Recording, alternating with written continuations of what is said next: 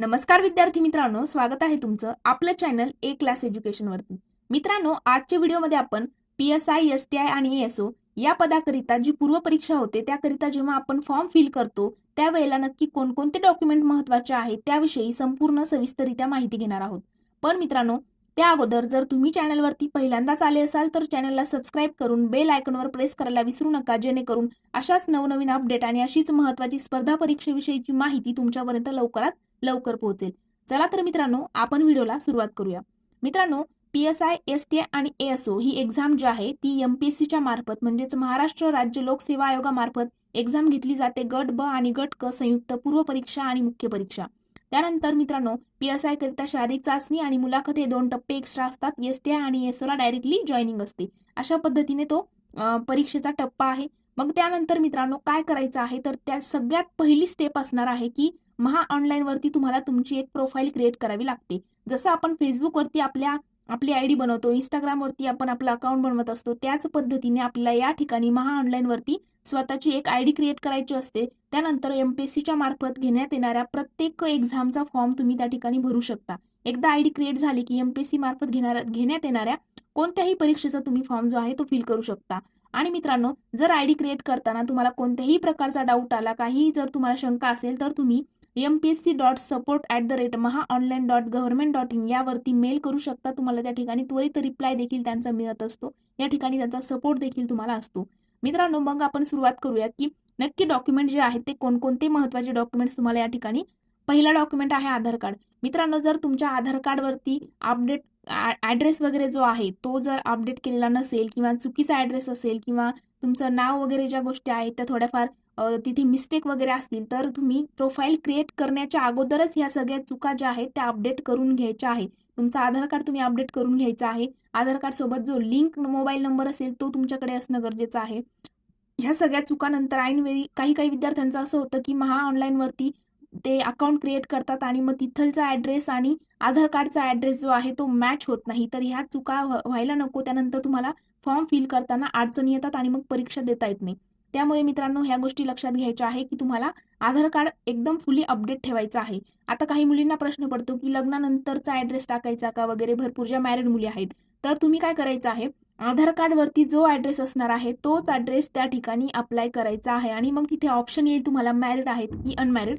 त्यावेळेस तुम्ही तिथे मॅरिड केल्यानंतर इकडचा ऍड्रेस तुम्हाला त्या ठिकाणी टाकायचा आहे. दोन्ही ऑप्शन त्या ठिकाणी असतात. पण आधार कार्ड वरती जो ऍड्रेस असणार आहे तोच तिथे तुम्हाला फिल करायचा आहे. त्यानंतर आहे मित्रांनो रहिवासी प्रमाणपत्र, ज्यालाच आपण डोमिसाईल म्हणतो. डोमिसाईल तुमच्याकडे असणं गरजेचंच आहे, कारण की तुम्हाला महाराष्ट्रामध्ये जर प्रशासनामध्ये तुम्हाला काम करायचं असेल महाराष्ट्र राज्याचं, तर तुम्ही महाराष्ट्र राज्याचे रहिवासी आहात याचं एक प्रूफ म्हणून तुम्हाला या ठिकाणी रहिवासी प्रमाणपत्र डोमिसाईल तुमच्याकडे असणं गरजेचं आहे. आणि सपोज जर असे काही विद्यार्थी असतात जे अदर दुसऱ्या स्टेटमध्ये राहतात आणि दुसऱ्या राज्यातल्या मुलांना जेव्हा MPSCच्या मार्फत PSI, STI, ASO हे पद हवे असतात, त्यावेळेला तुम्ही देखील इकडे अप्लाय करू शकता. पण या ठिकाणी जर तुम्ही कॅटेगरीमध्ये येत असाल, पण तुम्ही महाराष्ट्र राज्याचे रहिवासी नाहीये, तुमच्याकडे रहिवासी प्रमाणपत्र नाहीये तुमच्याकडे, तर तुम्ही काय करायला पाहिजे, त्या ठिकाणी तुम्ही जर कॅटेगरीमध्ये असाल पण तुमच्याकडे रहिवासी प्रमाणपत्र नसेल, तर मित्रांनो तुम्हाला या ठिकाणी ओपन कॅटेगरीतून फॉर्म भरावा लागतो. तुम्हाला या ठिकाणी कॅटेगरीमधलं जे आरक्षण वगैरे ह्या गोष्टी आहेत त्या लागू होत नाही. त्यानंतर व्हॅलिड ईमेल आयडी. आता तुमच्याकडे एक व्हॅलिड ईमेल आयडी असणं गरजेचं आहे आणि फोन नंबर.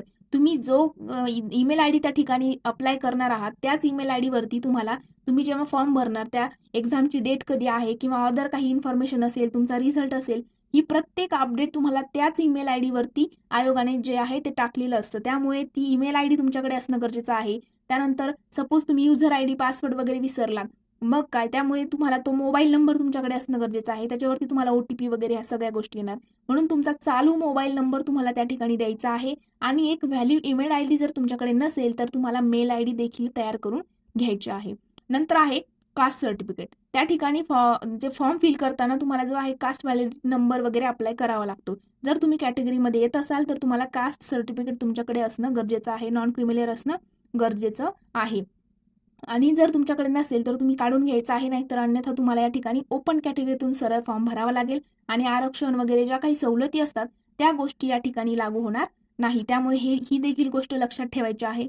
आणि हे पण लक्षात घ्यायचं आहे की जे दिव्यांग आहात, म्हणजे जे हँडिकॅप स्टुडंट असतील त्यांनी त्यांच्याकडे हँडिकॅप असल्याचं जे प्रूफ आहे, जे सर्टिफिकेट आहे ते तुमच्याकडे असणं गरजेचं आहे. त्या वेळेला तुम्हाला तुमच्या ज्या कॅटेगरीमध्ये ज्या सवलती आहेत त्या तुम्हाला लागू होतील. जेव्हा तुमच्याकडे तुम्ही हँडिकॅप असल्याचा पुरावा जे सर्टिफिकेट आहे ते असेल त्यावेळेसच तुम्हाला त्या सवलती लागू होतील. त्यानंतर 10वी आणि 12वीचं मार्क मेमो किंवा मग तुम्ही जर ग्रॅज्युएट असाल तर मग ग्रॅज्युएशनच्या लास्ट इयरला जे आपलं लास्ट सेमिस्टर असतं त्याचं पण मार्क मेमो तुम्ही या ठिकाणी अप्लाय करू शकता. जर तुम्ही पोस्ट ग्रॅज्युएशन झालेले असाल तर तुमच्याकडे ते जरी असेल तरी काही हरकत नाही. तुमच्याकडे जर 10वी-12वीचं मार्क मेमो नसेल तर तुम्ही ज्या शाळेमध्ये शिकलेला आहात त्या शाळेमध्ये जाऊन तुम्ही जर अर्ज केला आणि त्या मुख्याध्यापकांची साईन घेऊन तुम्ही जर बोर्डामध्ये अप्लाय वगैरे केलं तर तुम्हाला 10 दिवसाच्या आतमध्ये जे आहे नवीन मार्क मेमो वगैरे मिळत असतं. त्यामुळे जास्त टेन्शन घ्यायचं नाहीये. जर तुमच्याकडे नसेल तर तुम्ही ज्या शाळेत शिकला त्या ठिकाणी अर्ज करायचा आहे आणि 12वी किंवा 10वीचं जे आहे काय काय असेल मार्क मेमो वगैरे त्या गोष्टी तुम्हाला त्या ठिकाणी मिळून जाईल. आणि त्यानंतर सगळ्यात शेवटची गोष्ट म्हणजे स्कॅन फोटोग्राफ अँड सिग्नेचर.